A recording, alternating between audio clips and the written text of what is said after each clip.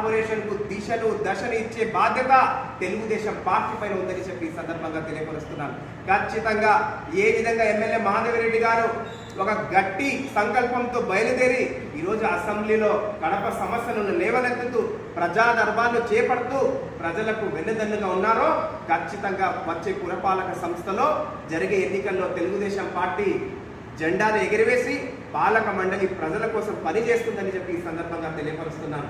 ఈరోజు కడప ప్రజల దగ్గరికి వెళ్తే ఒక బర్త్ సర్టిఫికేట్ కావాలన్నా, ఒక డెత్ సర్టిఫికేట్ కావాలన్నా, ఒక ప్లాన్ అప్రూవల్ కావాలన్నా అధిక చలాలు కట్టడమే కాకుండా వసూళ్లకు కూడా పాల్పడుతున్నారంటే వీళ్ళ అవినీతి ఏ స్థాయికి తారాస్థాయికి చేరిందో అర్థమవుతా ఉంది.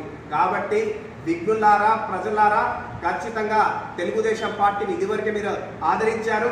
వచ్చే ఎన్నికల్లో కూడా మీరు సంపూర్ణ పాలన కోసం, సుపరిపాలన కోసం, ప్రజల క్షేమం కోసం, మన కడప బాగోలు కోసం మీరు మా వెంటే ఉంటారని చెప్పి ఖచ్చితంగా నమ్ముతూ ఇక తెలుగుదేశం పార్టీ శ్రేణులు కూడా ఎన్నికల కోసం సమాయుక్తం అవుతున్నారు.